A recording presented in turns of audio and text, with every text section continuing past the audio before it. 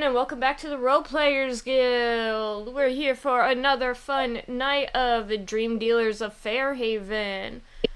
We are gonna jump into it tonight. I am playing, I'm playing two characters at the moment. Fist, the Dwarven Barbarian Monk, and Mark V, the Warforged. Passing it to you, Alex, and Laura, sorry, brain is like malfunctioning today. Laura, you're on deck.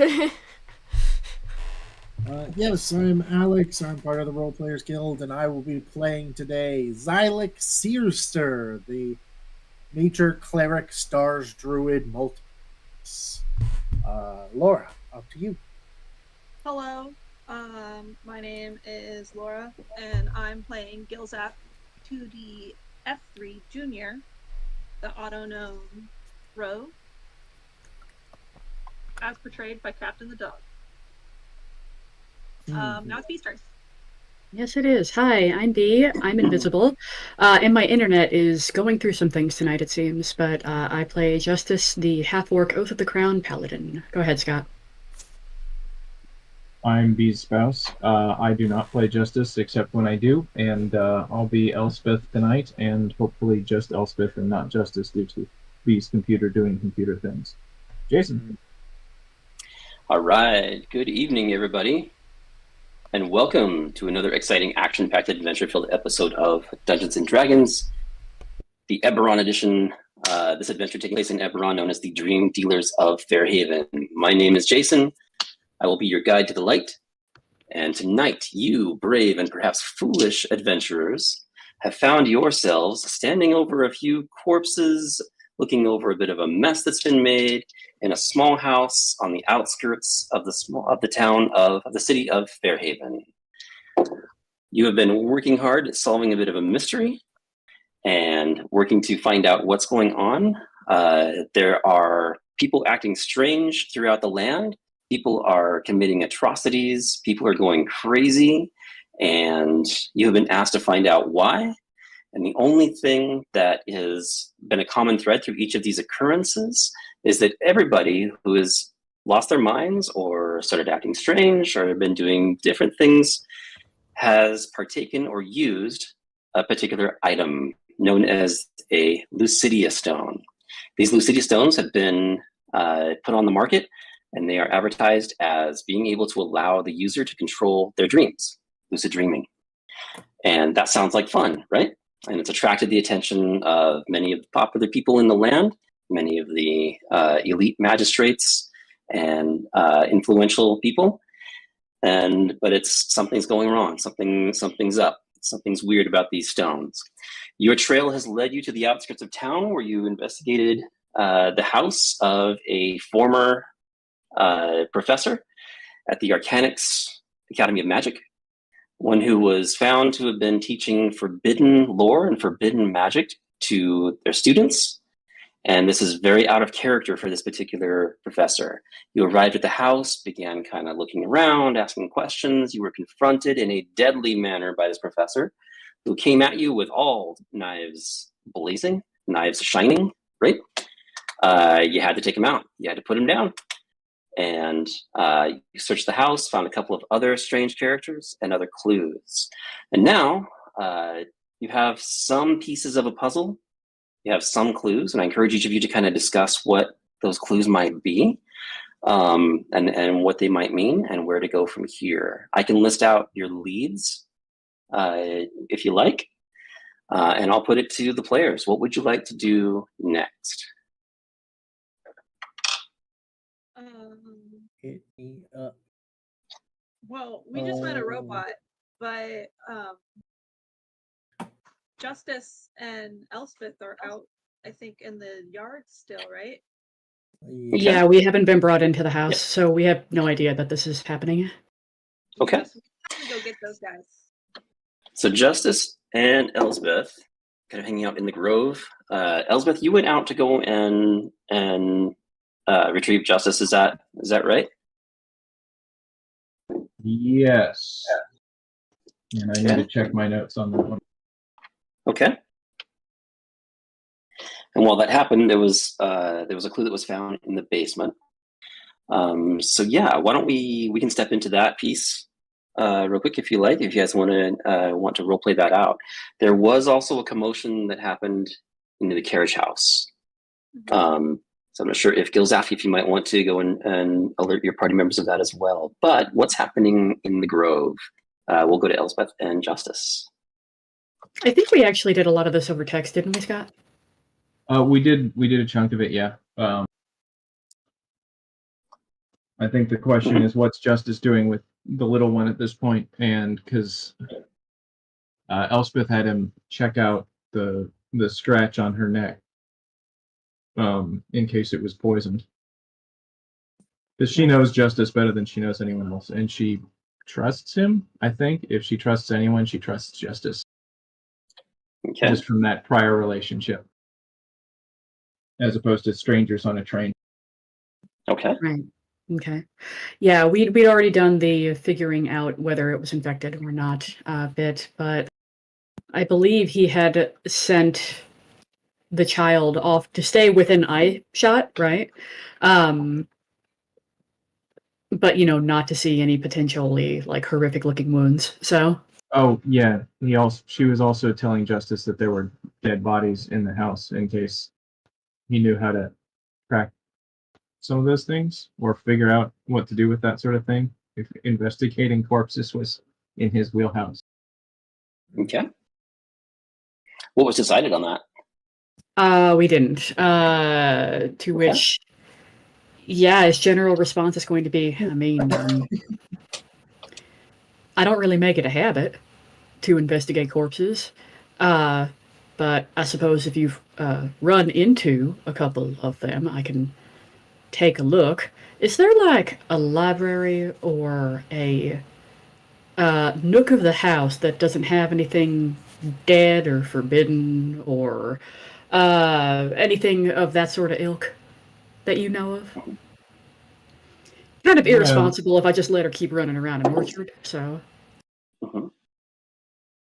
I mean, there's a sort of living area, but it's right next to a room with a corpse. But it's not in the room with the corpse, just to be clear. Well, no, but if you open the door, then there's a corpse right there.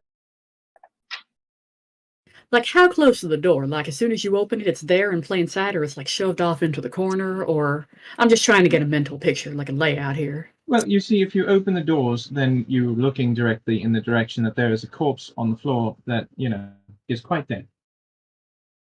Dead withered, that sort of thing. Fella have a foyer? Foyer? Well, foyer. That's the living area I was talking about, which is sort of in there, but, He's going to lean in and say, would you want the child to sit on a couch and, I don't know, probably a game board or something? I'm assuming separate room, not with a dead body. No, you have to open the doors to find the dead body. Fine. Or go upstairs, or go downstairs. There's dead bodies in several places. Okay, you told me there was one dead body, not that there's a series of dead bodies in there. Oh, no. Fairly certain I mentioned there was more than one. It's kind of hard to remember. With them.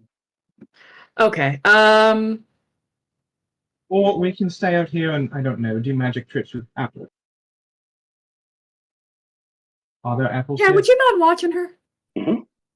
What kind of trees are these, Jason? They are apple trees, or at least the Eberron equivalent of apple trees. They are in bloom. Several of them have ripened, and they begin to fall to the ground.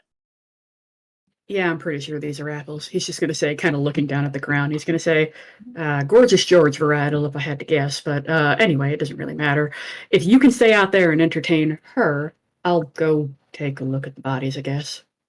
Cool, just see, things flying around, I don't know, growing apples. She's 6. So long as you're doing magic, I'm sure. Yes? Yeah, I'm sure she'd be entertained by that. Oh, it's worth noting, one of the corpses upstairs came back to life of sort and attacked us, so, be careful, that sort of thing. Helpful context, all right. And he'll call out for his child. Basically, when she comes in, he's going to say, Tia, Elspeth, Tia, Elspeth, be careful with her. This is the most valuable thing of mine, right there, this child. So don't Latin her. No. Don't lighten her?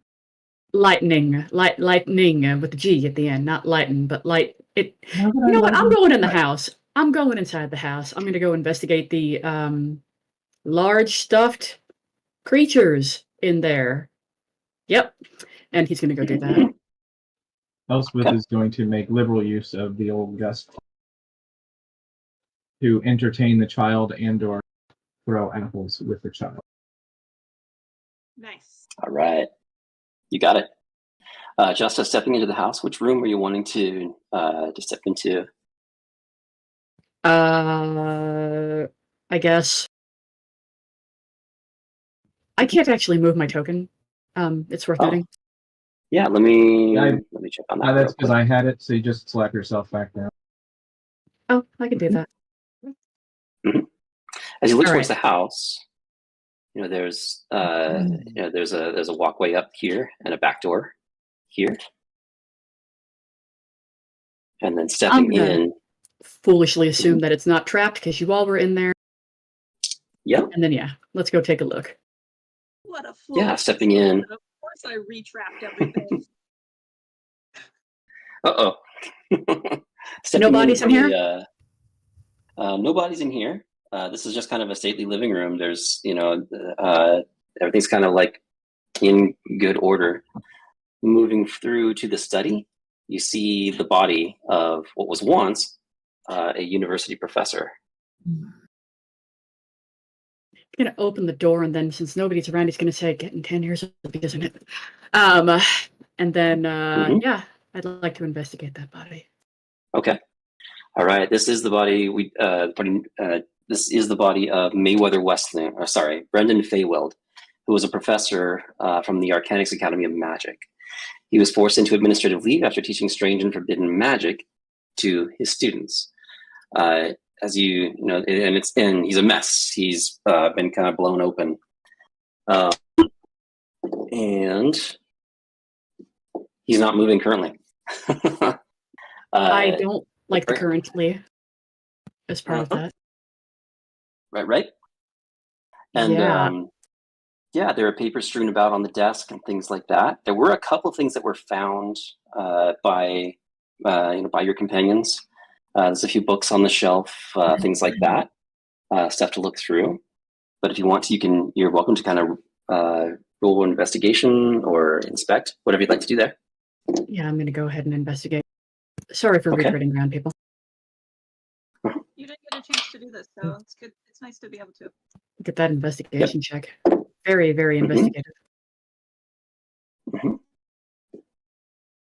Okay. On a 6, right? Yep. Okay, so it looks like at least with the body, where the body is concerned, it was an explosion that came outward, like exploded from the inside. The bones are like pointed out, and his head is kind of loose from that. So whatever killed this creature, it happened pretty much from within. There are slash marks, burn marks, things like that throughout the body, like it was involved in some kind of a battle. There was signs of that kind of a battle that did involve steel and magic, but it's a grisly sight. The candle still burns quietly on the desk. There are papers and things like that are kind of strewn about. That's kind of what you see so far. I'm going to look at the papers and then really quickly just spend some time doing last rites on this guy just to make sure that he's blessed properly before he dies or goes off to wherever the hell he goes off to. Okay, you got it. Okay. Yeah. When you spend some time kind of doing that, and you do get a sense talk to me a little bit about when you talk about like last rites. Tell me what you're can you share a little bit more about what that is and how you do that? It's less, I guess, last rites because you do that to somebody when they're alive, and more of a blessing for the dead. Just as a means of protection, whether or not it actually works is, something else. But this is a faith-based thing, not necessarily a magic-based thing. To bless his body, um, call upon those beyond to basically, forgive him for anything that was beyond his control, right? He's responsible for the stuff that was not beyond his control, but uh, I'm just basically trying to set him to order here and make sure that if he has a soul that can move on, that it can. So Okay, you got it. All right. So as you speak that, that prayer or that, that rite, I guess you could say, you do kind of get this sense that whatever happened here, whatever happened to this person, you get this sense of a separateness between the individual and what this individual was doing.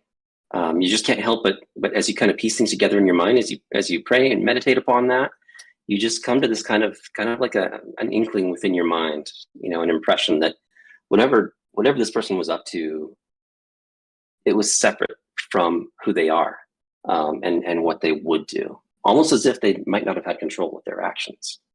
You do receive that kind of impression as you do that. and then after I do that, I'll go wander upstairs, following the guidance of Elspeth, who told me where the bodies were buried or not buried. Okay. Yeah. Having a look upstairs. Yeah, if you want to go to somebody else, though, that's cool. Okay. Yeah, that's all good. We can rotate and come back if needed. All right. Let's pass to here we go. So in the carriage house, let's see here. We have they have made a discovery, right? Gilzaf, Fist. You're kind of looking inward on this contraption that's been discovered behind the carriage, behind the wagon. What do you see? Sorry. Are you asked? What does who see? Sorry, Gilzaf. Tell us what you discovered. Oh, okay. I did discover a robot. I am feeling a very close bond to this robot because we were both pretty abandoned or no longer have a real purpose that we know of. The war is over and now we're just kind of lost. And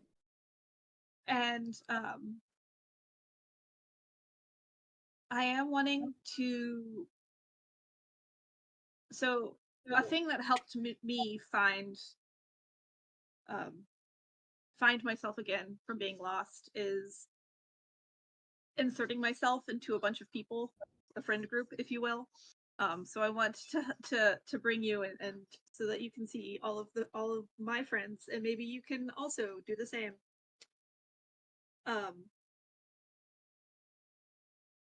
So I'm sending a message to everyone that I'm connected with, which is everyone but Justice, because Justice was not in my vision when I used that feature. I see how it is. I'm sorry. You were outside. But at the time, Elspeth was going to you, so I was hoping that if we needed you, it would be right away. Oh,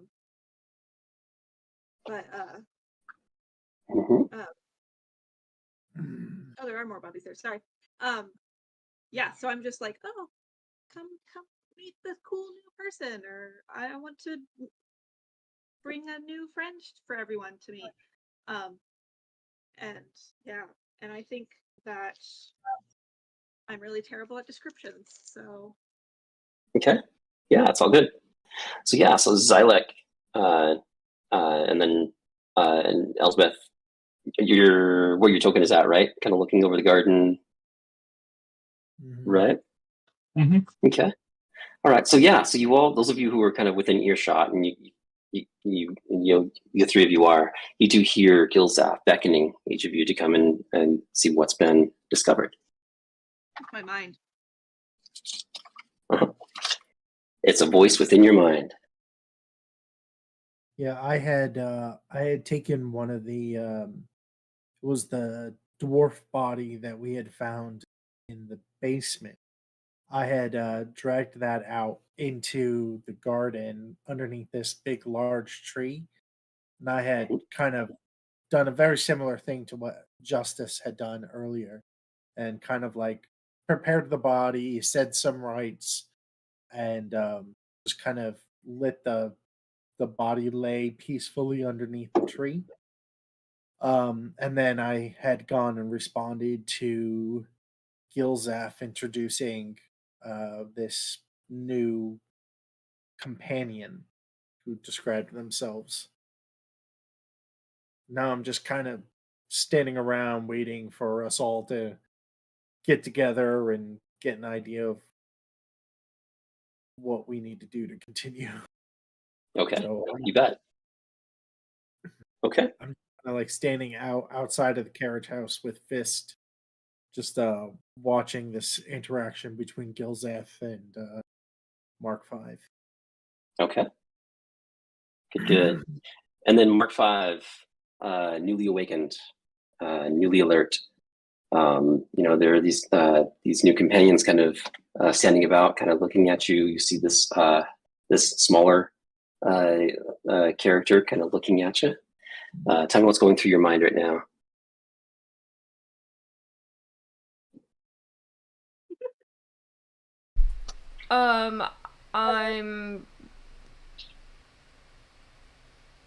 I guess I'm trying to get my head around what is going on, as this was not where I last remember being.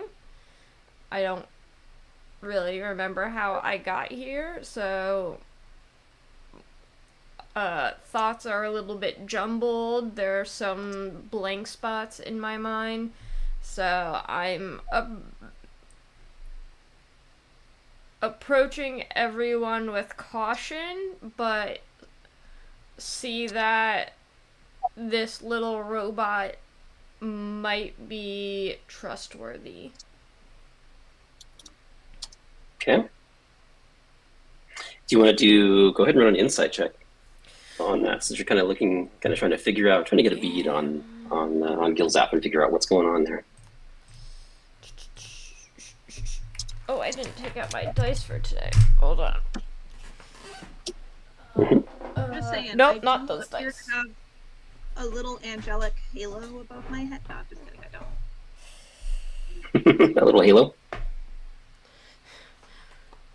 I'm like, back in my day, robots were installed with a lying feature, so.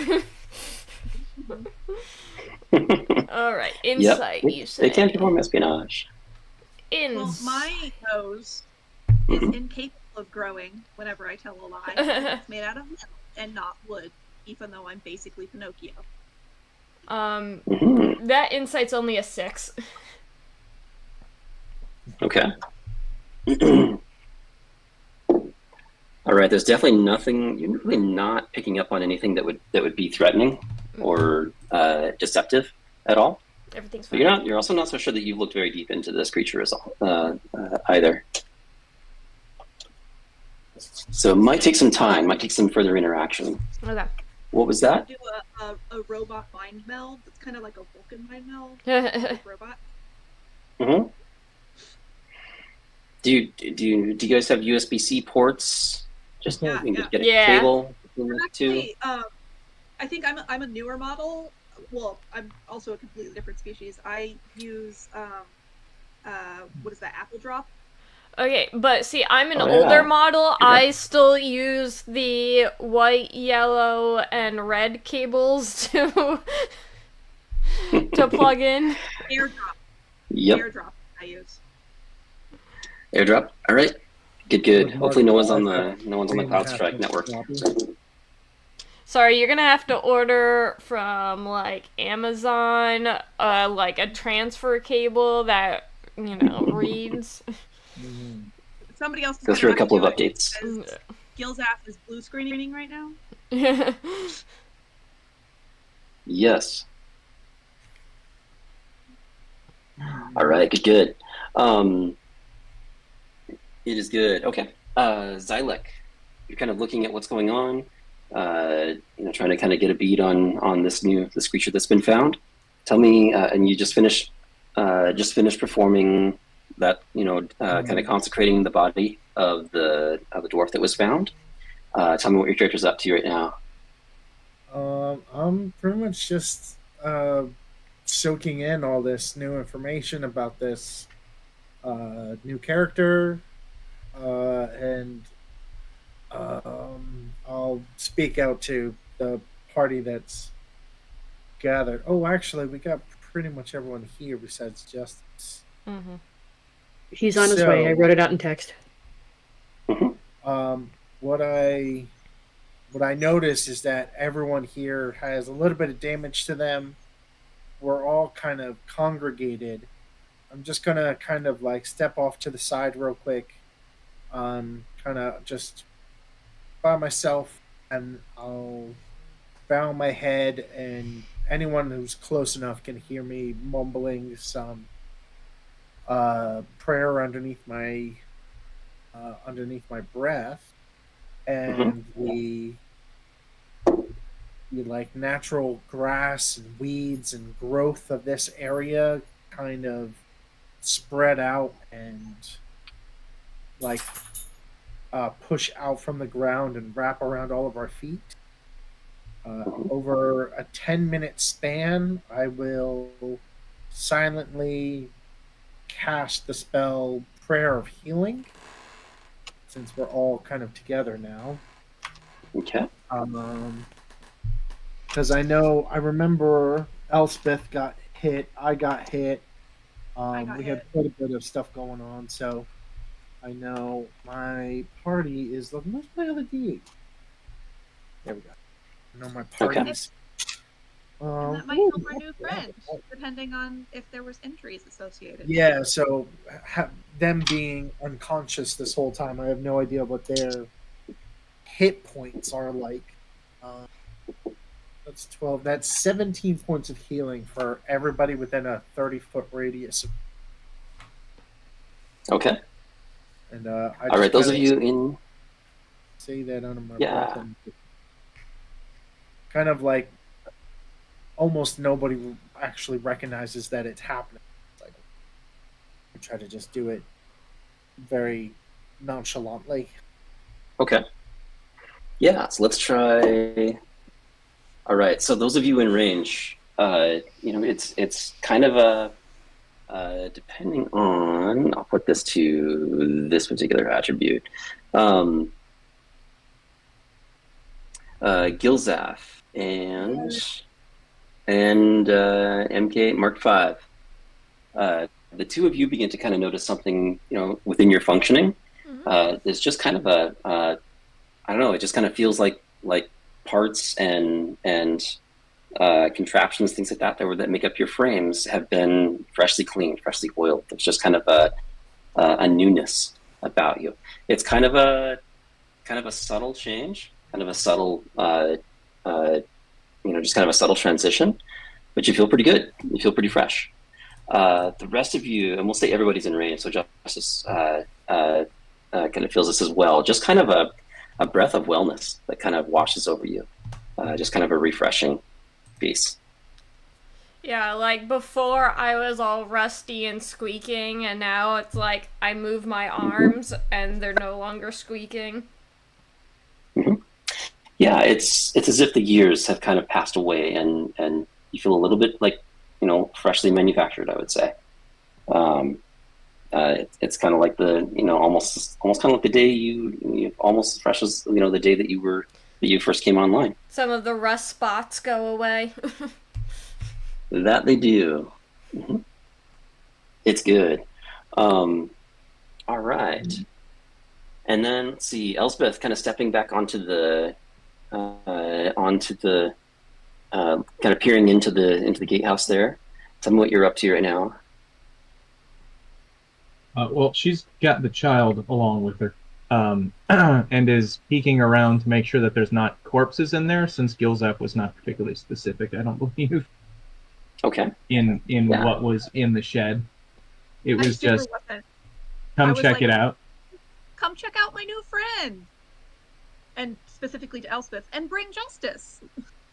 And she chose to bring the child instead of Justice, but she did tell Justice. Basically the same thing.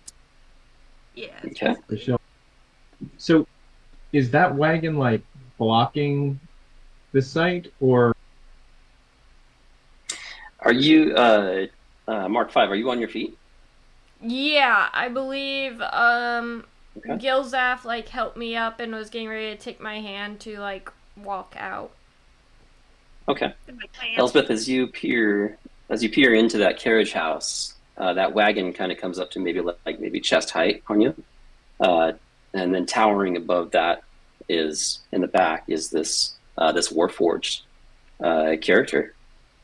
Eyes are alight with an awareness, and just kind of looking around and taking in the scene. There's been conversation passing back and forth between Gilzaf and this character. And everyone's kind of like discovering this person.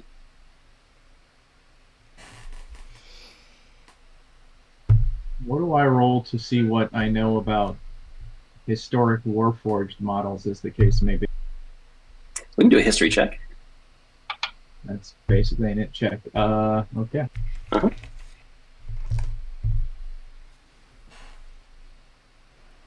All right.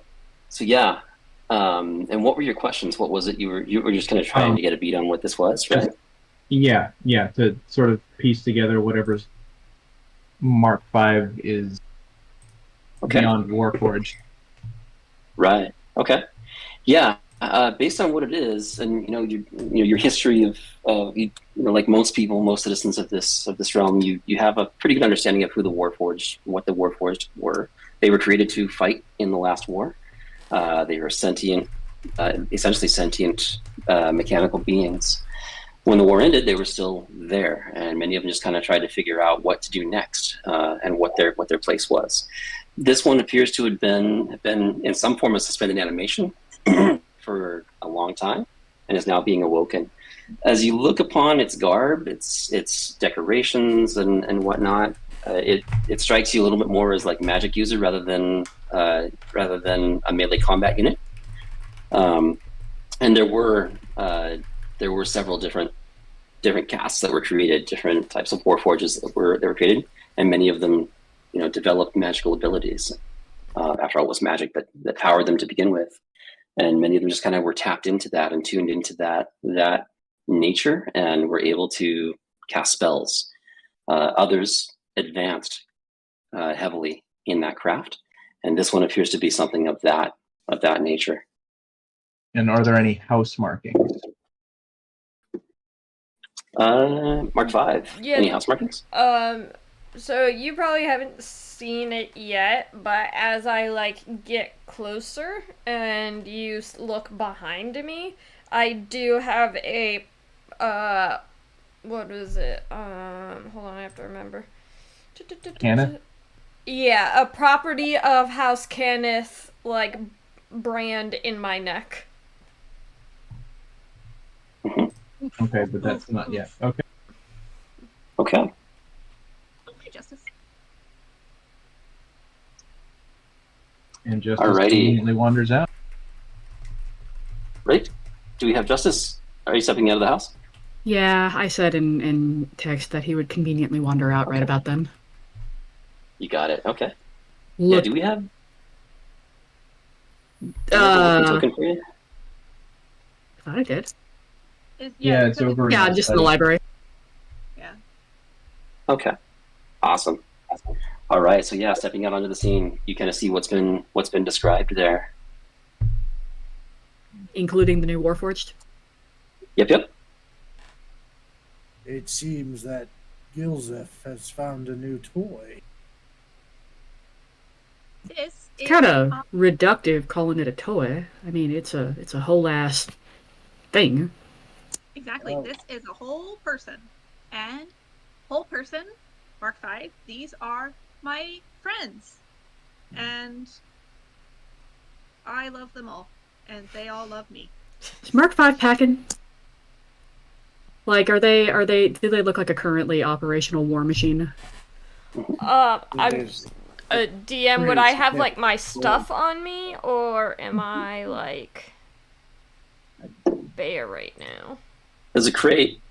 There's a travel crate Oh. underneath some of the debris, some old blankets and stuff like that. And this kind of comes to your memory shortly after you were awoken. But all of your gear is within this travel crate next to you. It's one of those like fancy crates with a handle on it and wheels. Mm-hmm. Yeah, I'm gonna actually walk over to that and like grab my stuff. So, Okay.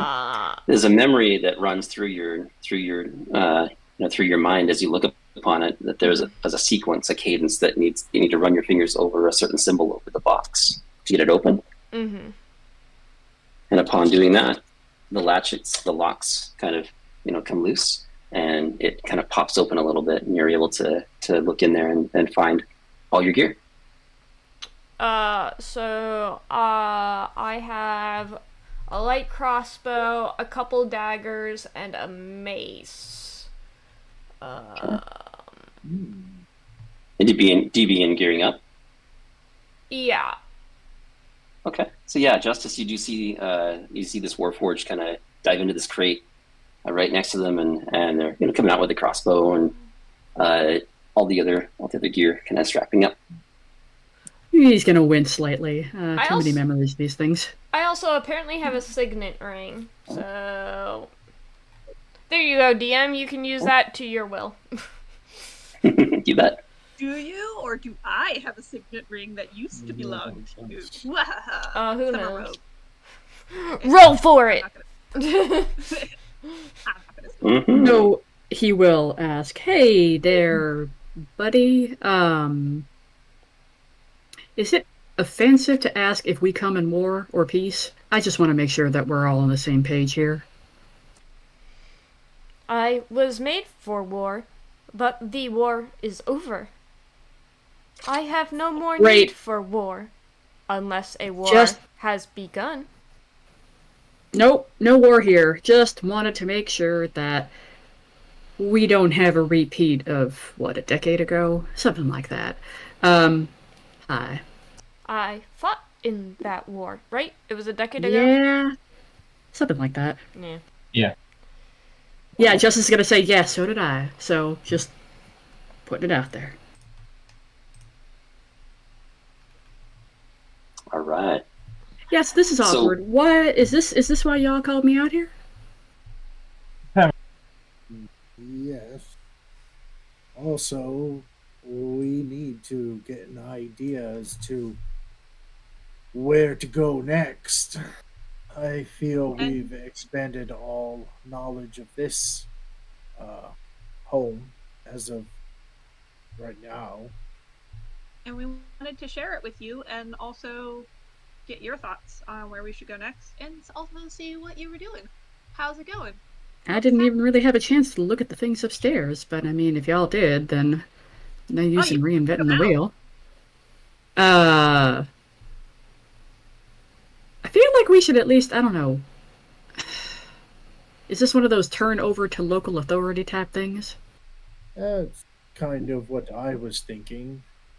We managed to recover a number of badges of the afflicted members that we Fist found has them here. now. I believe Fist has them right now. They appear to have been guards of the local authorities, and I think it may be prudent to either inform the guards or bring the badges back to them while we continue our own investigation of the other points of interest in the city. Fist. Can y'all Oh, yeah, go ahead. give me like 15 minutes to just look around there? Of course. If, Great. Can I also have... Oh, Hello? Hello? We lost Jason. Oh. Anarchy. We all gain a level. Anarchy. At least a level. At least. Yeah. He was. Yeah. Now he's back in under 15 minutes. Ooh. Well, is Maybe. Well, he? I'm going to say it anyway. Which is essentially, can I have one of y'all stay out here and watch that one? He's going to point to his child and then say, and one of y'all inside to come with me because I hear that some things aren't actually staying in place the way that they should be staying in place. Note the very deliberate language that I am using here. Fist will stay with the child. I can come with you, Justice. Do you, Mark 5, want to come look at all of the dead bodies? Note the very deliberate language that I was using. Sorry. Do you, Mark 5, want to come look at the sleeping people? Okay. Sleepover! I don't Yeah. know why I'm a child suddenly. It's very weird. Right. I want to look at the papers that were on the desk by the dead professor. Okay. Dad, can I see the dead bodies? Oh, God. That was your choice. Oh no, I heard. He's not saying anything in response to that one. That's just a no. It's like when my own child asks these things. He I wanna never look at the lets papers me on the have any desk. fun. Elspeth takes Tia to go light apples on fire and throw them, Nice. Seems safe. and then shoot them with Ray of Frost to solve the problem before it gets out of hand. Even better. I like the babysitters that you choose for your children. Yes, well, desperate times, something. I want to look at the papers on the desk next to the dead guy, and I want to see if there's a drawer Okay. or anything that's been opened, etc. We've rummaged through. Okay. Okay. If you've rummaged through it all, then I don't need to do it. I want to make sure that I didn't Okay. miss anything or that nothing was missed. And do you guys want to review what you found? Yeah. It might be a good idea. This might be a good time to review clues before leaving the site. Yeah. I have, let's see here, written down. Let's see here. We found some spells. We found a key. We found the drawer in the nightstand upstairs that is message sending nightstand. Uh-huh. A Is that shipping keyed to the manifest. key? I think the key was to that drawer. I'm pretty sure. Mhm. We found a shipping manifest that said Nile Ford Ward, which is textile factory, which is on the list of places that a person was last seen or Mhm. person owns Okay. that we need to investigate. Yep. And So that was it gave the name of the ward, which is the location of one of the spots that you were asked to investigate, or one of the leads that you were given to investigate. Uh-huh. And then also we found a dead dwarf who was holding a piece of paper that said "Nightmare Okay. is the gift." And that's all I have. If anybody else has more, The dead dwarf was the one in the basement. yes. Yeah. Okay, then I won't worry about going back in. Had a note that said the nightmare is the gate. Yeah. Okay. I think that. Okay. There was also. That's what we have so far. Yeah, there and was Obsidian stone that Elspeth crushed. Yeah, she broke another stone with like Ray of Frost. Yep. Yeah, it was destroyed.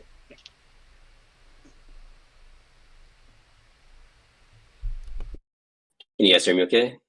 Yeah, I can hear you. Internet's breaking up. Yeah, you were frozen for a bit. Okay. Yeah, none of you come back through video just yet. So yeah, and that's kind of essentially where it's at. You do kind of get a sense that you've covered this area. You have recovered some clues that appear to be pertinent to the investigation. From here, you can decide where to go next. Do you want to review leads? Yeah, I think I need that. All right. So yeah. Okay.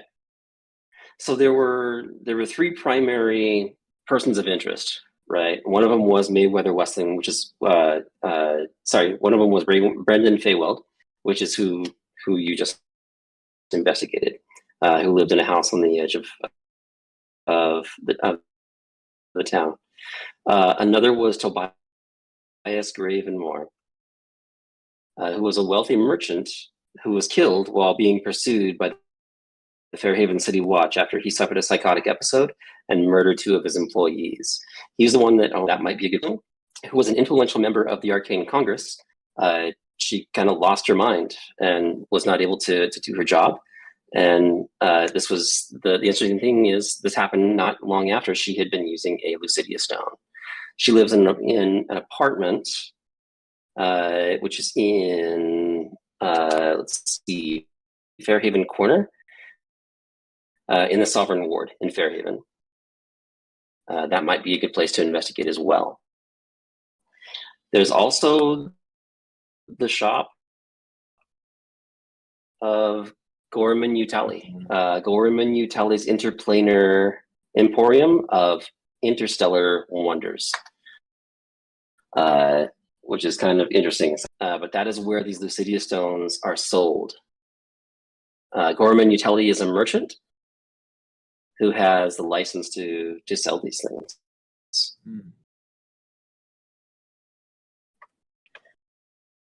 Any thoughts on where you would want to go next of those locations? What's closest? The closest one is also the one that we should go to next. I actually don't know which one. They're all.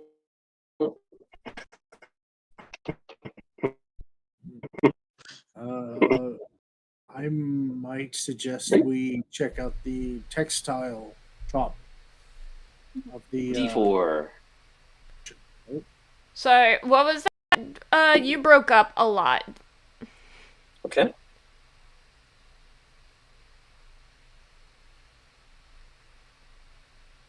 Oh no, I think we dropped them again. Oh. Yeah, there he goes. We're such good players, we keep breaking our DM.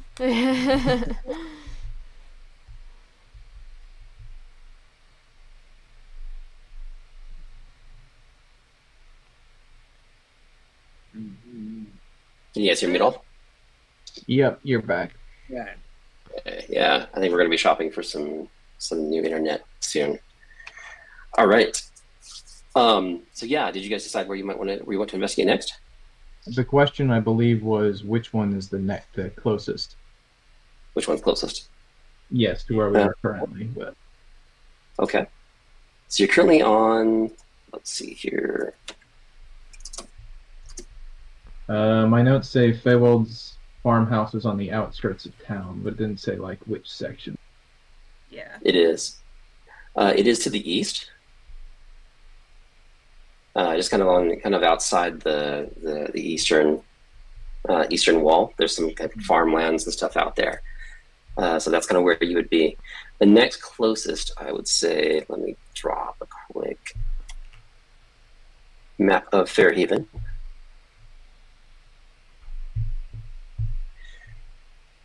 And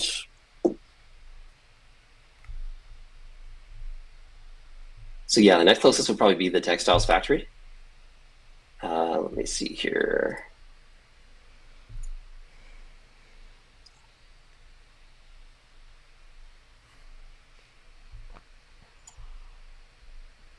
And that one, do you want me to bring that up? Yeah, that's a commercial property in the Fairhaven Industrial District. Fairhaven Factory Warehouse. It is a massive historic industrial warehouse located actually in the Eastway ward of Fairhaven. And we had something else specifically connecting to that in the documents from the house.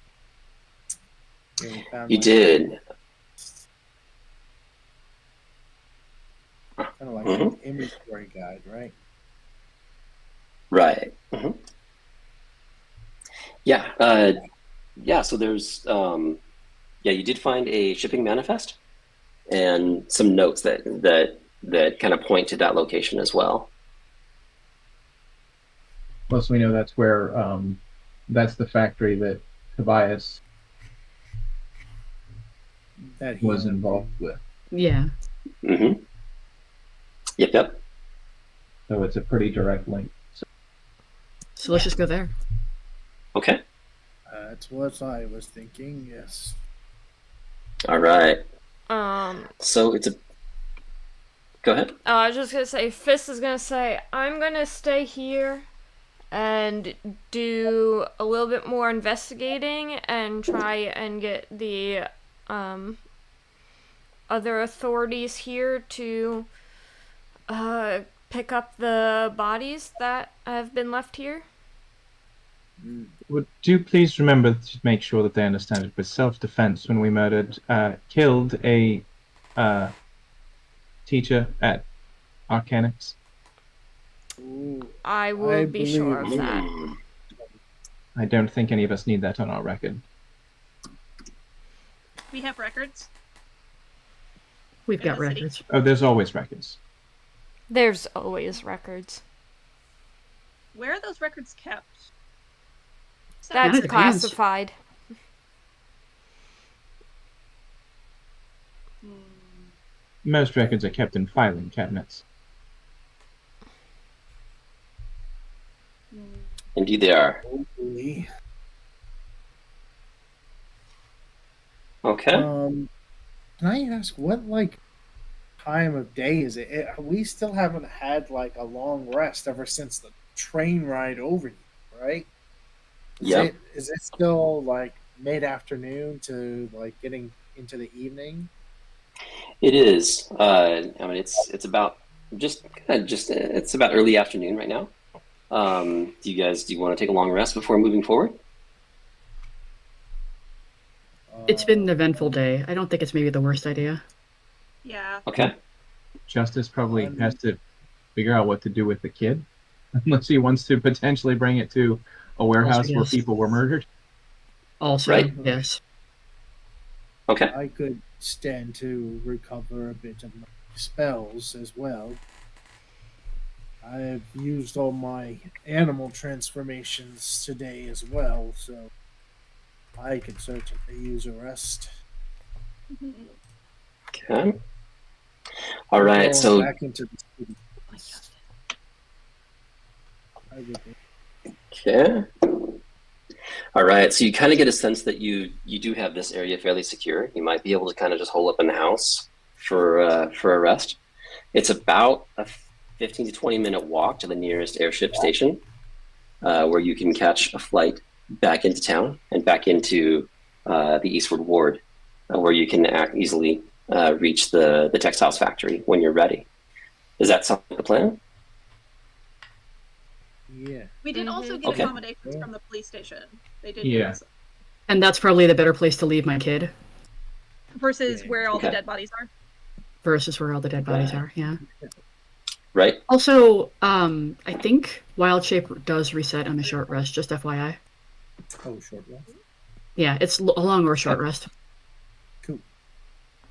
Well, I've Okay. had no spells. Yeah, cool. If that's the plan, if there's anyone still in need of healing, I might as well expend my spell usage now so I can recover everything during rest. Could hit you up and top you off a bit more before we continue. I'm actually okay. Yeah. Okay. You're gonna go somewhere and rest a little bit and drop off the kid. All right. Okay. There we go. So accommodations at an inn, and then there's kind of figuring out what to do with child, and Yeah, and then on to the textiles factory. Is that right? Yeah. Mm-hmm. Okay, cool. All right. So with that, you decide to leave the site, and as I said, it's about a 15 to 20 minute walk to the airship platform. Boarding the airship, there's kind of a different, you kind of have a different perspective on based on what you've seen and what's happening, knowing that people aren't quite how they, not everybody is as they present right now. Some of these people appear to be under, are acting differently, or maybe under the control of something else. Possessed or whatever, right? You begin to kind of take a look at other people and just kind of be a little more perceptive and watchful. Xylek, being the most perceptive of the crew, of a passive nature, you begin to notice, and then Gilzaf, you also notice this. The two of you actually notice that about every about every fourth or fifth person just kind of seems to be in a little bit of a daze. Their stare is a little bit blank. Usually on an airship or on a light rail, when you're on public transportation, people are kind of involved in whatever's going on in their lives a little bit. They've got like their notes out on their lap, or they've got some kind of a project going, knitting, whatever, right? Or playing a game of chance between the two of them. There's usually everybody's kind of does that. But today you notice, about every fourth or fifth person is just kind of sitting there looking, staring blankly a little bit. Gilzaf. Can I test how blank those stairs are and attempt to pickpocket one of them? You sure can. You can certainly try. This is for science. Give me a quick, for a sleight of hand. Yeah. Okay. And my sleight of hand is down here, plus 10, 16. 16? Okay. Yeah.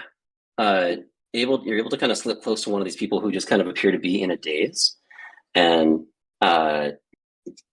you slipping your hand into the pocket of one of these passengers. You feel what kind of feels like what might be a wallet or something like that. And then you hear a voice. Yeah. This individual doesn't really break their gaze from where they were looking. You hear them say that would not be permissible. I'm going to leave it, withdraw my hand, and because I do still have the connection up,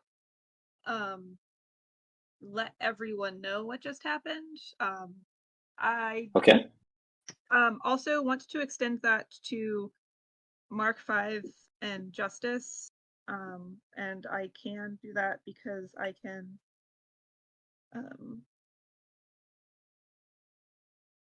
I just have to spend one of my psionic energy dice. Oop. Okay. So Justice and Mark 5, you also hear me telling you what just happened. I'm definitely spinning that as having stuck my hand in their pocket for science. Okay. Pickpocketing for science, right? For science. All right. So that was kind of a strange experience, because that was not a low roll for a sleight of hand. However, and the gaze was not broken. Their whatever trance or whatever they're in, that catatonic state or whatever, they're just kind of staring blankly out into nothingness. Yet, when they seemed to be completely oblivious to what was happening around them, they were perfectly aware that you were trying to pickpocket them. And that was weird. You heard it audibly. They spoke it. Audibly. Okay. Mm-hmm. Did they seem to react at all to me talking mentally with my companions? No reaction at all to that. No notable reaction, at least. Mm-hmm. Cool, good. You said that you included Justice in this latest establishing, to talking to everybody? Yeah. You are going to get a, what the hell? From him. See, that's what I was expecting from the guy I stuck my hand in the pocket of. All right. So, I need you to do me a favor here.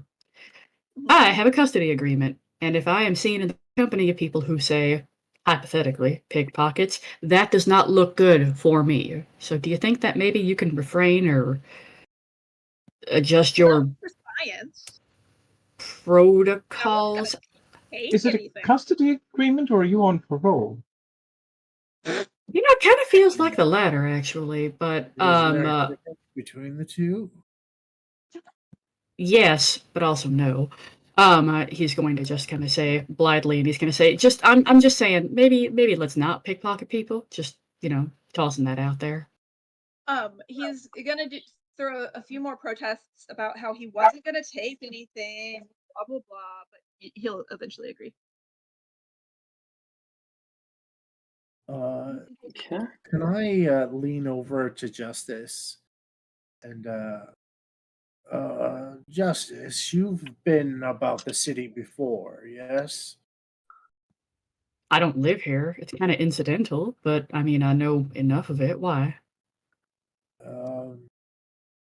Is there blank stare, this weird sense of emptiness common among the people here in the city? It just seems that these train goers or airship goers are oddly non-present. They're giving NPC energy when the main character is not in their. Wait. I'm going to test the theory out. Can I tap one of them on the shoulder? Yeah, as you look, you We'll do do find just one that.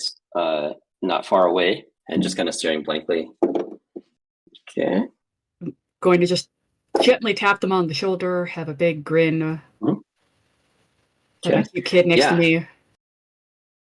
Yeah, and they kind of spring to their posture kind of straightens a bit, and they kind of turn mechanically around to look at you.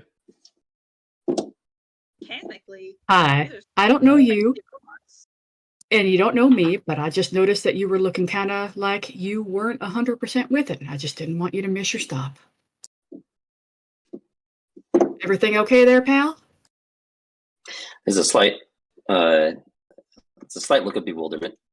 They seem a little, just a little confused at your approach. And he said, "My stop is 2 stops away. We are approximately," and it gives an exact distance, 1.4 kilometers away from my stop. A very exact number. And closing. The robot notices nothing unusual about that.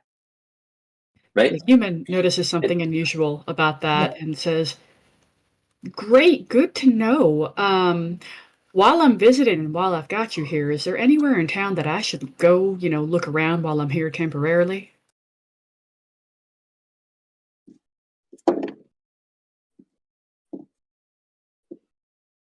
No. Good talk, man. And this is weird. And this is weird because this person is dressed, in very like just kind of common garb. This is a city dweller, maybe on the way on a work commute or whatever, right? And they just kind of look you in the eye, and when you ask about good tourists, what are the best tourist traps, what are the cool places to go and visit, they just say no. My response actually was, "All right, good talk, buddy," before I leave him alone, because this doesn't seem like it will bear fruit. Have a nice day. Probably because it's not a tree. Yeah, you too. Get some sleep sometime. Like you can use it. And they turn their head just straight to look just straight and just go right back into their little state. I'm gonna. Sorry, what were you saying, Zyla? Oh wait, sorry. Go ahead, Justice. I was actually going to address Ilek and say, so in conclusion, yeah, there's something going on. Yeah, I figured as much. Are these humans? They are acting oddly similar to Mark V. Their speech is very curt and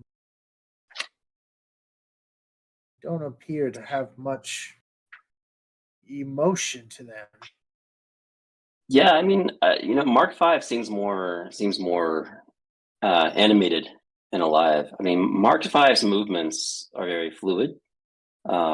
the communication has been, maybe somewhat, robot-like, I guess you could say, but it's still a very lively and alive entity. This is just kind of strange. It's weird to see people acting like this. The passengers there, are they human? Are they like biological creatures, or were they automatons as well? Yeah, humans, orcs, dwarves, elves, halflings. They're all just very organic beings, and yeah, and it's not everybody. It's just kind of like you can kind of pick a few out of the crowd, out of the room, but they're just kind of staring, I guess you could say. Are there any gnomes? There's one gnome that you can pick out. Okay, I'm gonna go have an aside with them. It's not Yeah. important. No, I actually think you should, because that might be very revealing. What? I would never. It would be a side thing if you guys were still doing stuff. All right. Nope. So soon you arrive at your destination. Anything anybody wants to do before the airship ride ends? I'll ask Mark 5. Is there some other name or designation you'd like to be addressed as, or just Mark 5? I am the last Mark 5 unit. Wait, do I know that? I don't know if I know that. Sure you do. According to the dice. Imagining Mark 5 says that to itself. I am the last Mark 5 unit. My designation is not needed. What would you like to be addressed as? Mark 5 is sufficient. Sufficient, sorry. Okay. Just figured I'd ask. It is established. I could have an aside with the gnome if no one else wants to do anything on the train. Mm-hmm. On the airship? Yeah, on the airship. Yes, thank you. Uh-huh. Be right back. Okay. It'd be very short. Okay. Yeah, go for it.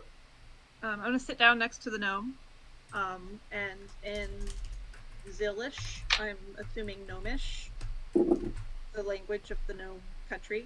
I'm going to ask how it is, what its family is, so that I can get to know it. Them. He, she. Okay. Mm-hmm. And the entire time I am notice it if you were looking, but it's mostly unnoticeable to the normal lay persons, giving slight hand signals that would indicate, hey, I'm talking in my thieves can't, asking it if it's a contact, them if they're a contact. Okay. All right. So they're responding pretty openly to, and this doesn't appear to be, according to the dice, this is not somebody who's just kind of like dazed or zombified. They were, doing a little crossword puzzle thing when you approach them. Let's see.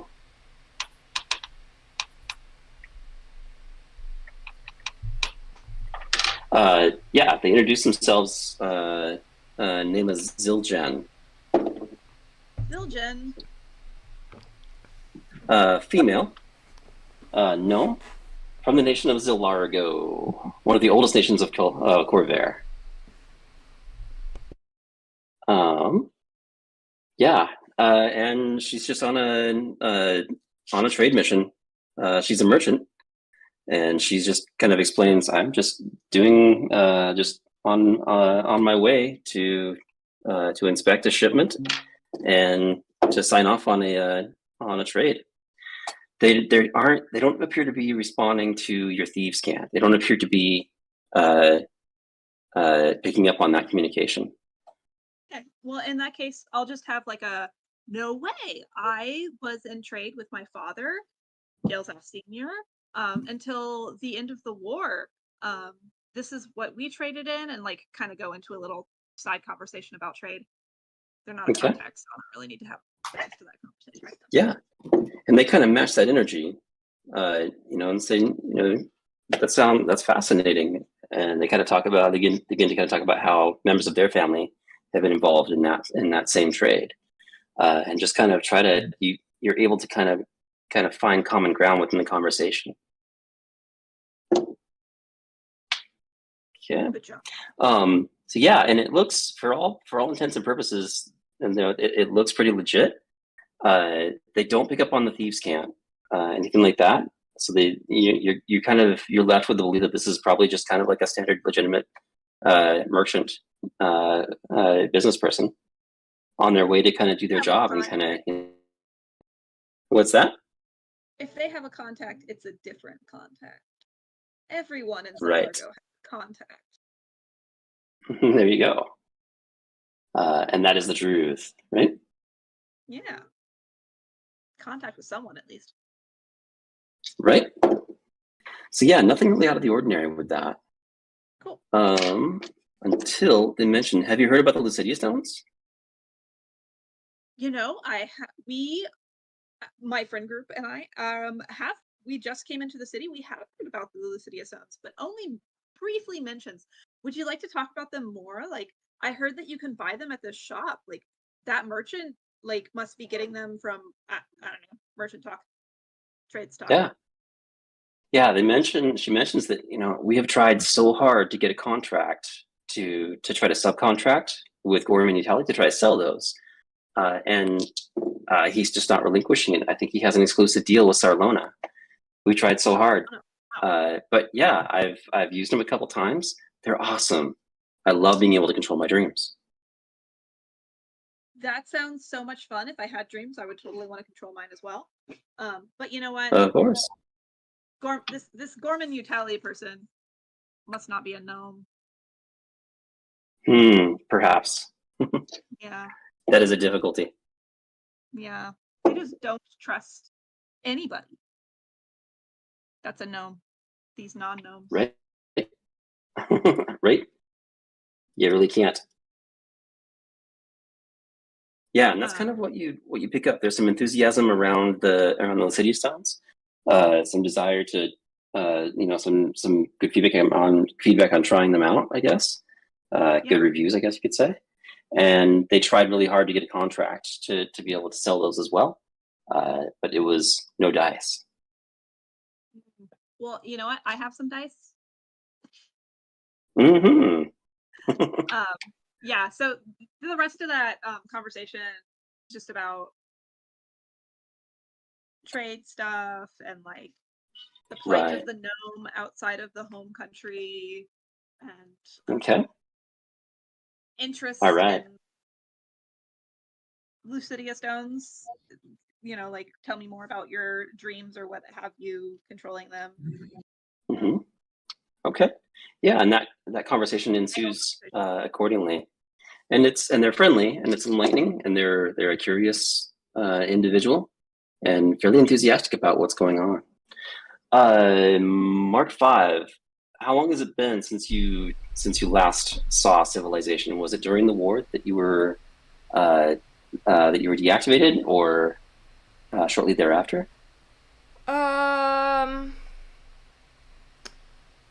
I'm trying to remember what I said last time.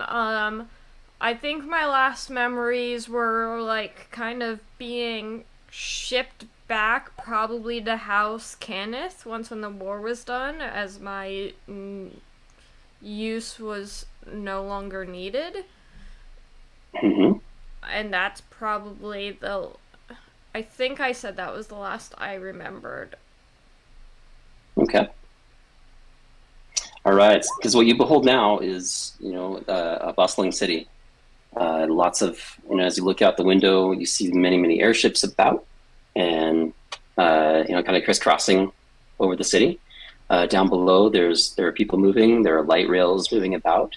It's kind of an awkward, kind of an odd feeling, just kind of rejoining this feeling of connecting with something larger than yourself, I guess you could say, and kind of witnessing society moving about around you. Smoke just starts coming out of the like openings in the head as I try to comprehend Right. all of the new mechanical things.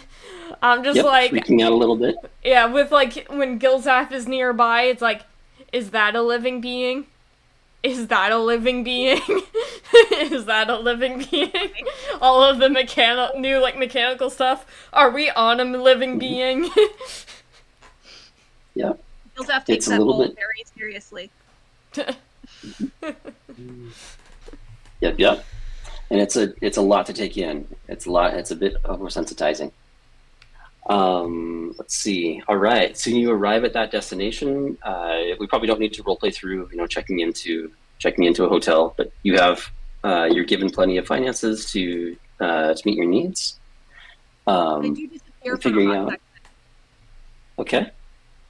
Just between the airship station and the hotel, I disappear for like a minute tops. Okay. You got it. Where to? I was just Or going do you care to to reveal? I was just going to one of those communication stations. Okay. Just for fun. Just to All right. look at it, I guess. Nothing happens. Yeah, right on. Give me a quick. Let's do a stealth check just real quick on that. A what check? Stealth check. Mm-hmm.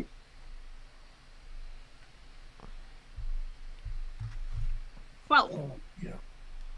Okay. Ooh, All right, good enough. You're able to kind of blend through with the crowd, and able to kind of disappear, and whatever transpired there within that communication station, that is to you and you alone. Okay. All right. So with that, you're able to, once accommodations are set, and I guess.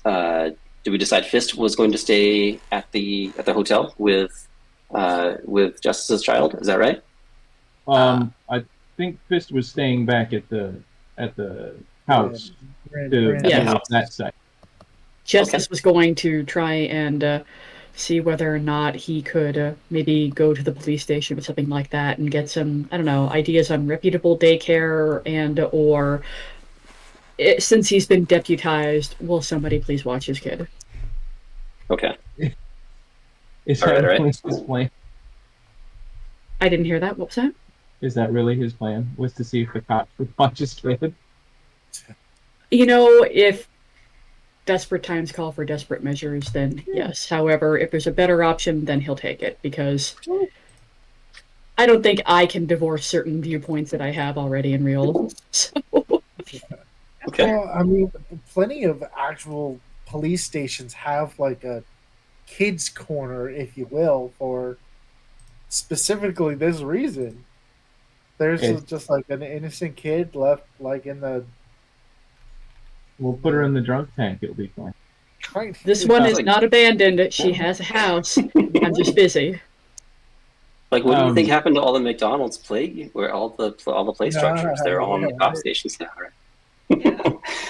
It just so happens there is a reputable daycare right next to this hotel, as luck would have it. One that Fantastic. One that appears to be guild certified and filled with people who are trustworthy, well-balanced, and not criminal-like in the least. Are they run by gnomes? I don't like that you said that you had to specify exactly how uncriminal-like they were. That's worrisome. I was just trying to help you feel better. But yes, if they're certified, etc., then sure, I will spend some money looking at my money, kind of like, oh, it was nice while I had you. And then, yes, I will tell my child that I will be there to pick them up ASAP. Okay. All right, it is good. And you're feeling pretty good about it. I mean, as far as, daycare is daycare, right? I mean, what parent doesn't have some reservations about leaving their child with somebody who's not them, right? But yeah, as far as daycares go, you feel pretty good about this one. Oh, good. All right. Okay, with that, you're able to make your way to the textiles factory, and I can bring us to that map.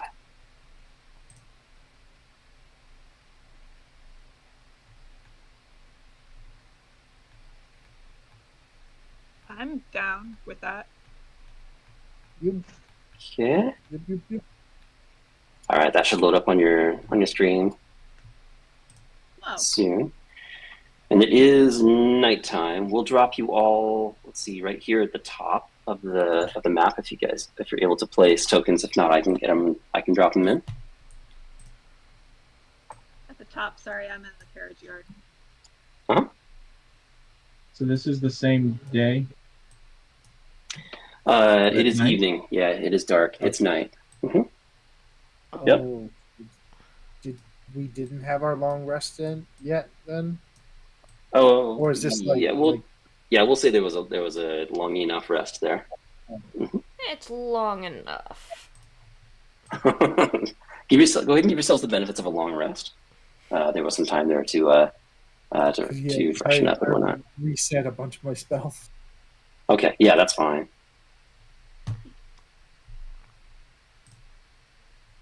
I get exactly 1 psionic dieback. All right. Yes. Oh, is that Mark 5? Yeah. Hello, Mark 5. You're very mysterious. Yeah. Mm-hmm. So they tell me. All right. So looming before you is this large structure. It looks like the mapping isn't quite to scale. I'll fix that before our next session. But it is a large structure. Obviously, it's very, very old, but it's been kind of renovated time and time again. Right now, it bears the large logo and crest of a textiles of the the Gravenmore Textiles Company. They manufacture, materials and things like that for different needs. They have clients all throughout the realm, and this place was owned by Tobias, who obviously met his demise when he went nuts, started killing his employees, was chased down by the City Watch, came after them, and they had to dispatch him. With that, you have been given the code to enter the door to look about, to go in and take a look around. It is dark outside. And that's kind of where we're at. I don't need no code. Are there windows? There are windows. There's a window here and here. Those are the ones that are closest to you. And then these walls here are also lined with windows. I am just going to peek into one of those windows before we try opening the door. See what's in there. Okay. Yeah. Go ahead and position your token right there. Yeah. Let me open that up real quick. You're able to kind of peer in a little bit. And you can see. Window cell is like here. What's that? The windowsill is like here on me, so I have to like stretch to look over it. Okay. Yep. Yeah, getting up on your tippy toes, right? Maybe finding a small rock or something like that to step up on. You're able to kind of peer up through there. You can look in, and as you look, you can kind of barely make out what looks like a large entryway hall. There are tables inside with different, looks like just different textiles sitting on the tables. In kind of a nice. What's that? Sorry, does there appear to be any movement? That's what I'm looking for specifically right now. No movement inside. It's pitch black. You can kind of see tables and things like that. You can see the front door. Then I'm gonna go back over and like kind of give a thumbs up, like it's all clear. We can put in. There's no one waiting right inside the door. Okay. Yeah. Not that you could see. I'm gonna hold my quarterstaff next to me and cast light, and a couple of like bioluminescent mushrooms will sprout out of the tip of my quarterstaff and illuminate the area. Okay. I'll be right here at the door, and check the handle or just check the area, see what we need to do to get in. I'm not very familiar with operating codes or anything, so Mhm. Okay, I'm and just you were like, actually given the. Yeah, you were. It's just it's a glyph that appears on the door when your hand draws close, and several symbols appear at the fingertips. And with this, you just need to enter a certain sequence, or have a certain, or be a certain person. In this case, and you've all like received that code and been are able to enter in. if one of you will input the code, I'm not too familiar with operating these kinds of things. Mm-hmm.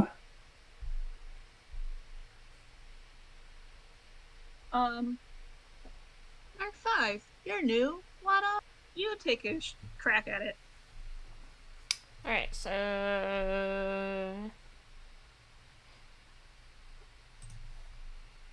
they're just like, okay. And Mark 5, move. There we go.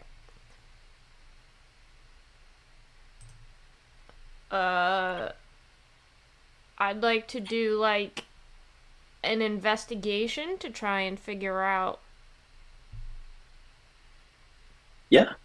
Yeah. Go ahead and roll it.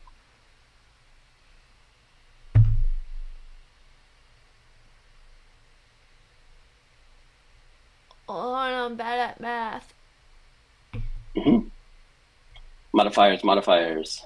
21. Okay. Right on. So this is a standard glyph lock door, right? It operates. There's a magical element to this contraption. When your hand draws near, when you're an authorized person to use this, which you all are as members of that investigative team, this circle lights up just above the surface of the door, and there are several symbols on the outer edge. And you're just given a number of symbols to press your fingers through in a certain order. And when you do that, it unlocks the door. I, however, am not part of this official crew because I was picked up later. That's true. Uh-huh. So I look at it and I say, I am not authorized to open this. Oh, Well, That then just makes break sense, down the door. I actually. mean, don't break down the well, door. That's also an option. sure Justice or Elspeth would be able to. I'm not. I don't know how to work this fancy magic. It's beyond me. I'm Why just not? saying, it's the last I'll do place it. that Other people. No, Justice, you've got so much more variables. What did you say? I'm sorry, I didn't hear you. Not my character. Elspeth said, Justice, don't worry about it. Or you have enough things, or you have other things to worry about. Elspeth is going to go ahead and open the door. Oh, thank God, because I don't really do much with the whole magic thing. So It's just, you know what? Yeah. Elspeth stepping forward. Yes. Okay. Like, okay, we've got a magic door. It's not that magic, y'all, but she will open the That's door. right.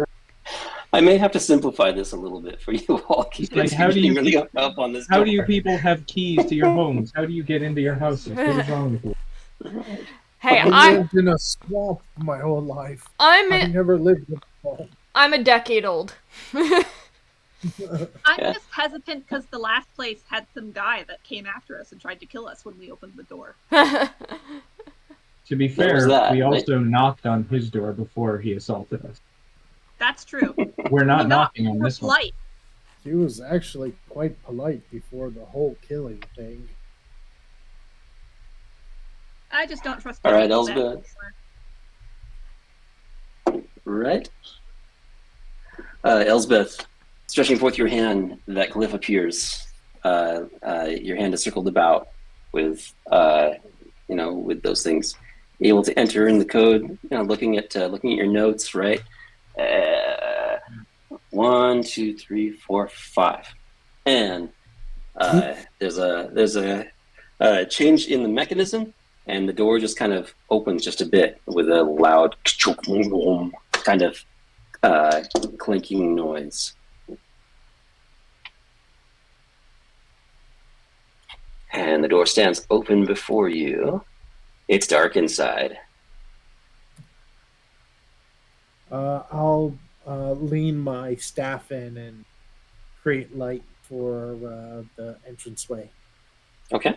And what's the distance on the light, do you know? Should be 20 feet of Okay. bright light, and then an additional. Oh, let's just check.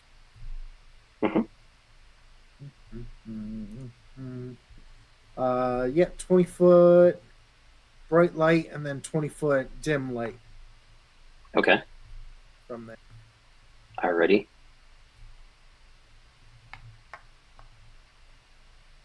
All right. So it illuminates this entry here.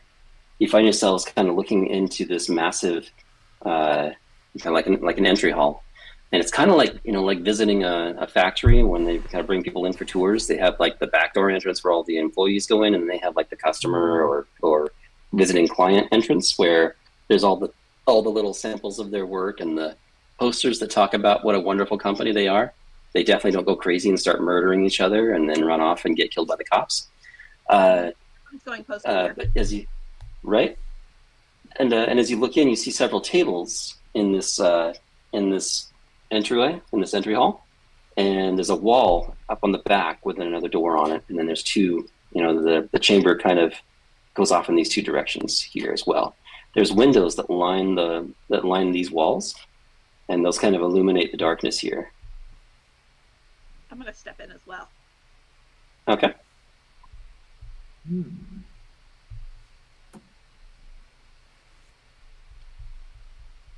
Does Also, this ditto. symbol- Sorry. Yes. Justice stepping in. Yep. Okay.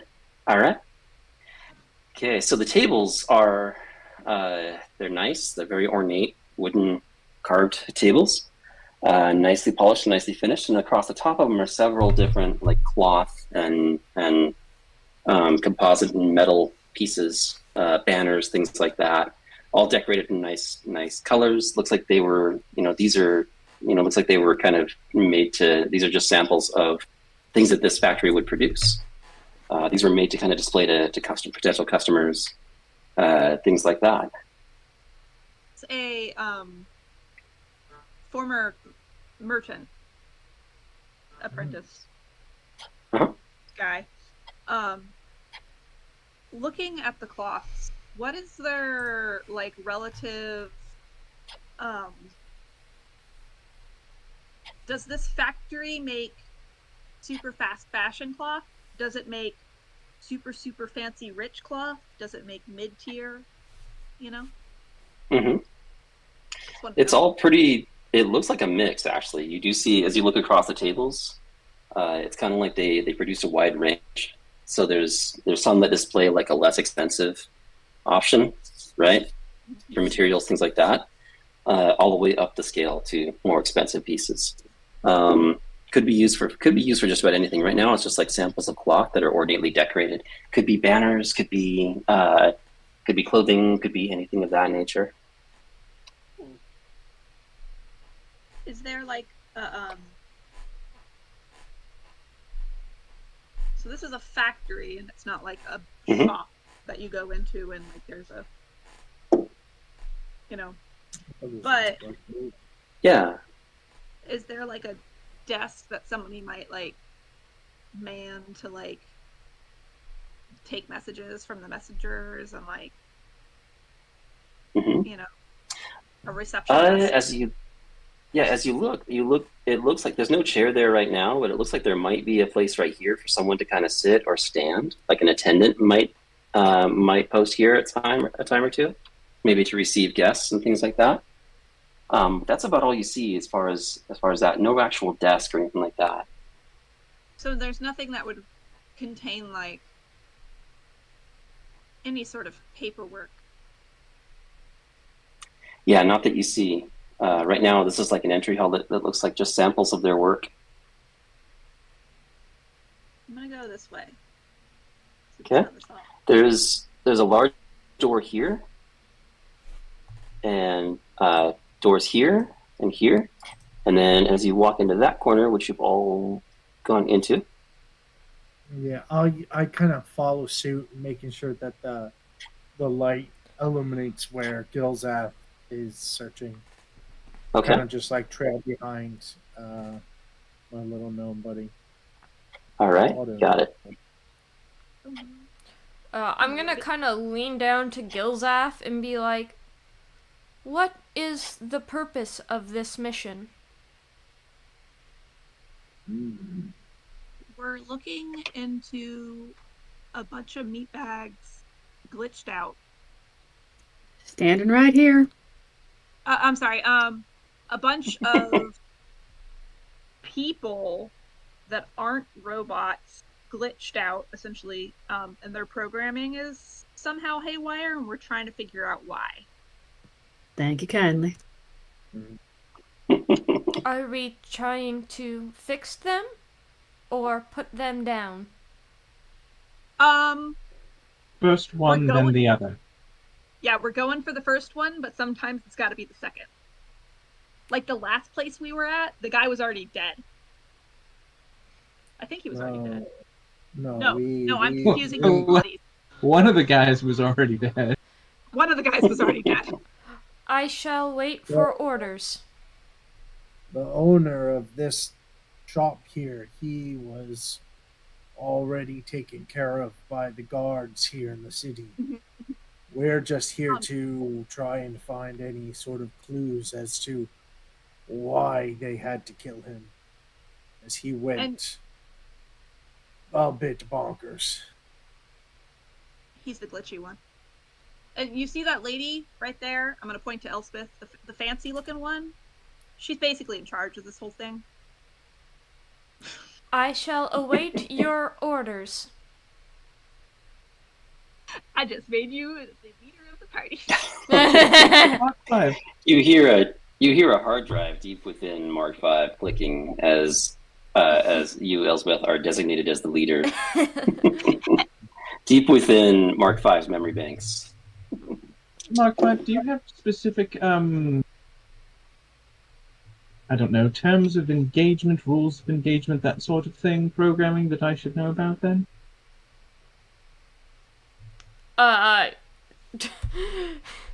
Mark V is going to start going through all of all that they have been through in the war, like all of the commands and terms and all that good stuff. You just type help into the command prompt, and it gave you a list of all of the commands in the program. I'm gonna go searching while you dump your protocol or whatever's happening here. All right. Mostly I meant, do you know the laws locally, and are you obligated to follow them? Good question. I am not currently programmed for the current laws, nor do I know the current laws, as I have apparently been in stasis for some time now. And did don't murder people become a law? Is that a law? Yep. Yes, murder is from a typically fabricator. found on in most societies, yes. So, but there's a difference between killing in self-defense and, murder, and the legal definition of murder is very specific. Yeah. So, in short, let me know if you're uncomfortable doing something, and I will reassure you.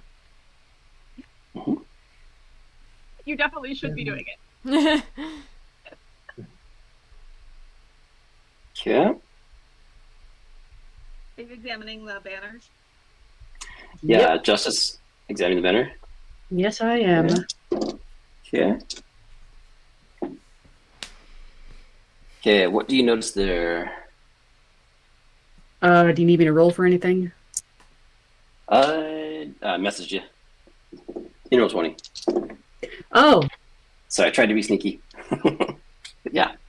You were super sneaky. I was trying to multitask. Just gonna move some of the banners around. hmm What several different languages? All of them that are kind of pertain to the that pertain to this to like all of Ondare, and then further out all throughout Corvair, and then also beyond the seas. You see some pretty exotic languages, places like Sarlona and other continents of Eberron. Huh.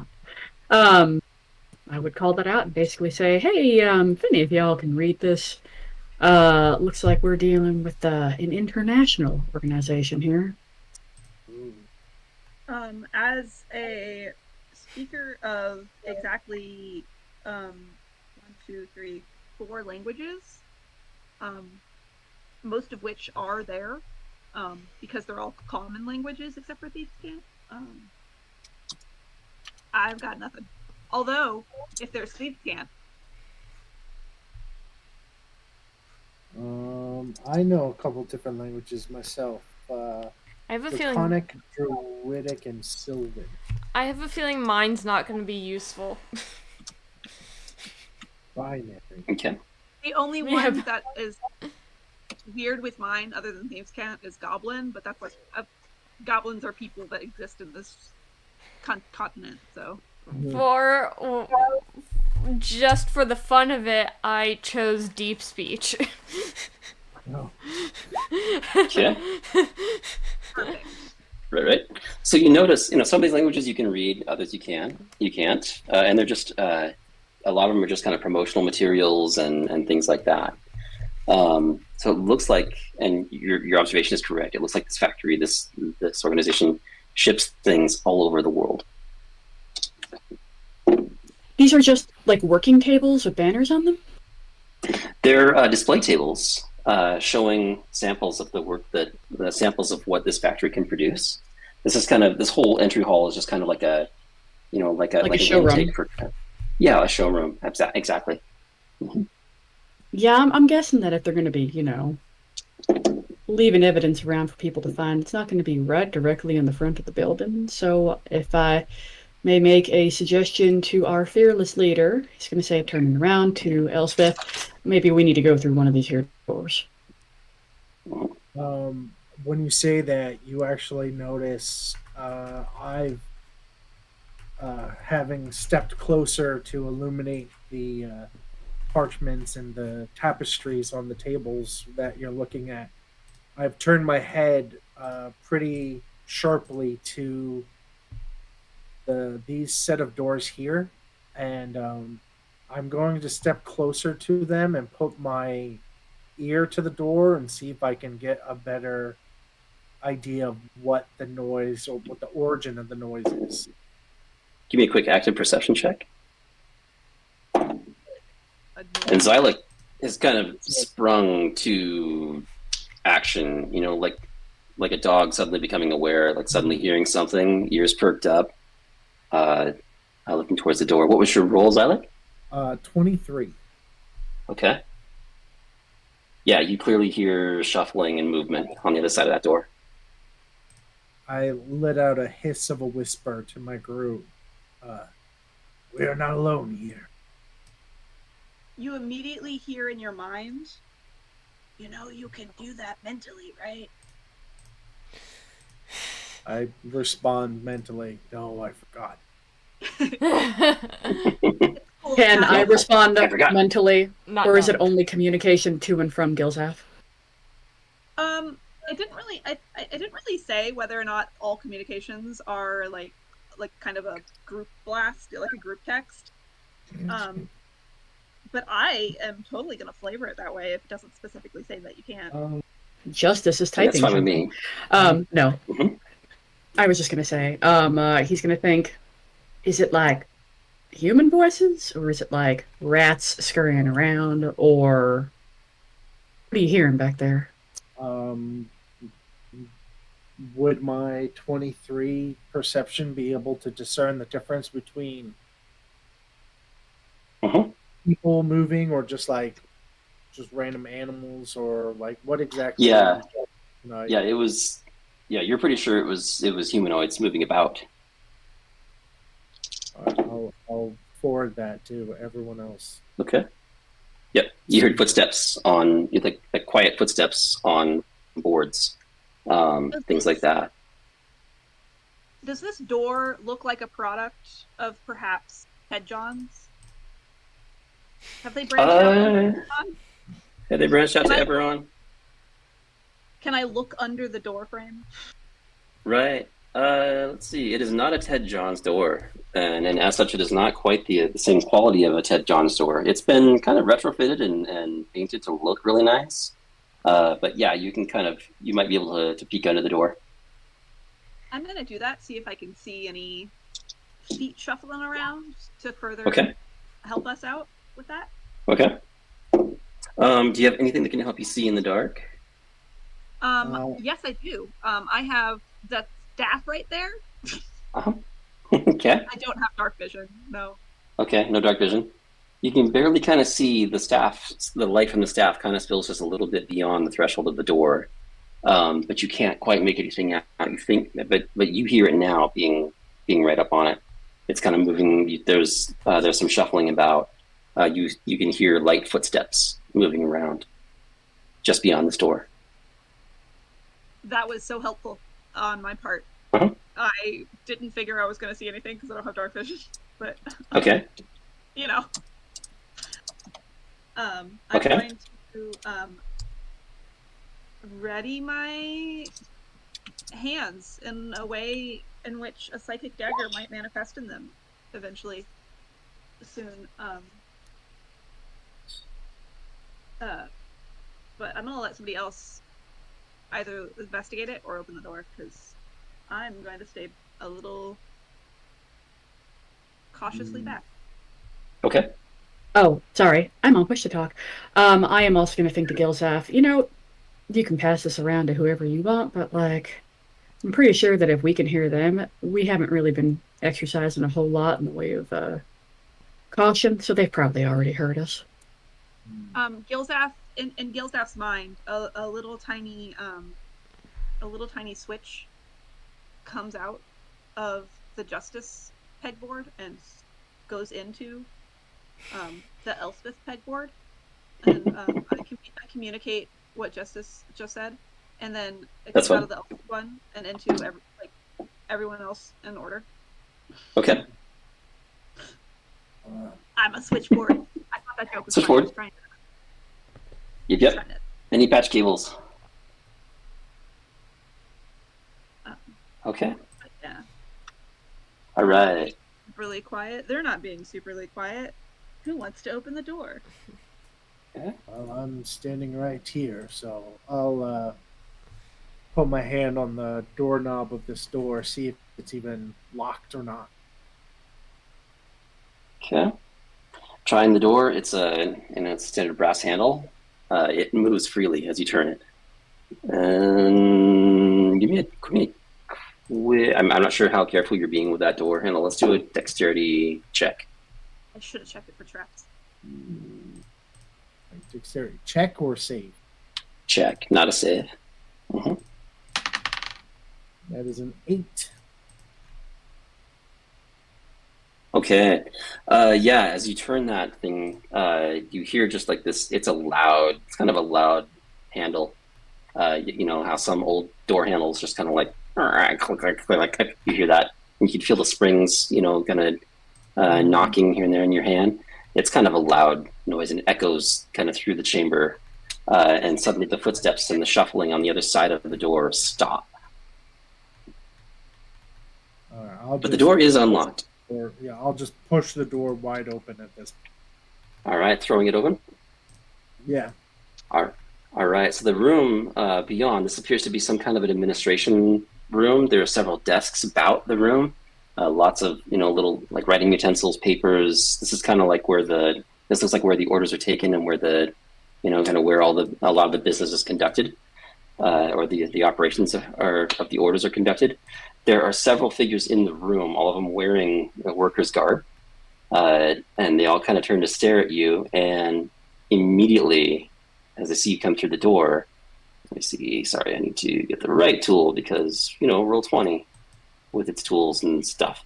And immediately as you open the door, they turn and they charge you. Uh-oh. There are 4 of them coming straight at you. They're reaching into their garbs. They're pulling out what looks like improvised weapons, stakes, sharpened sticks, ink bottles, glass bottles, things like that. Whatever they can grab. One of them might have a blade or two, and they just start charging you. And we will pause there and close down, and we'll pick it up at this little confrontation. Same bat time, same bat channel in 2 short weeks. Did anybody have any questions or anything they wanted to ask before I hand the floor back to our gracious host? No? Okay. Cool. So with that, we'll close it down and we'll pick this up in 2 short weeks. And I'll hand the floor back to Beluga. All right. Thank you, everyone, so much for joining. We will be back again, I'm assuming, in 2 weeks on August 7th. We're already dipping into August. Nice. Mm-hmm. Flying by, I tell you. Oh, I tell you. So with that, we're ready to close it out. I'm Beluga, your guildmaster here at the Role Players Guild, and I am officially now playing Mark V, the Warforged. Alex, to you. Hello, Laura. This is your heads up. I am Alex, and I play Xylic, the lizard folk, nature cleric, stars druid, multi-class. Laura, take it away. My dog is sitting in his dog bed eating Yeah. dinner. I need to take a picture of it, but I do play Gilzaf, the Soulblade, I think, rogue, who's an auto gnome. And now it's Bee's turn. Hi, I'm Bee, and I also play Gilzaf, the Auto Gnome Rogue. No. No, I play Justice, the half-orc cleric, Oath of the Crown. Go ahead, Spouse. Spouse will remind you that's a paladin, not a cleric, but close enough. Oh, yeah, that one. Sorry. It's fun. It's basically the same character class. And I play Elspeth, who is going through her arsenal right now because there are 4 bad things. And if Elspeth can do anything, it is definitely handle bad things. She also enjoys it. So on that note, Jason. You got it. Thank you so much. Yes, once again, super fun to play with you all. I am Jason, your gracious DM, and we will pick this up in just 2 short weeks. All right. Yeah. Thank you Elspeth, again. You forgot to say that you were the leader. Thank you again, everyone, for joining us. We'll see you in 2 weeks. Have a great rest of your week, an amazing weekend, and see you all next time. Bye-bye. Bye, y'all. Bye. Ciao, ciao.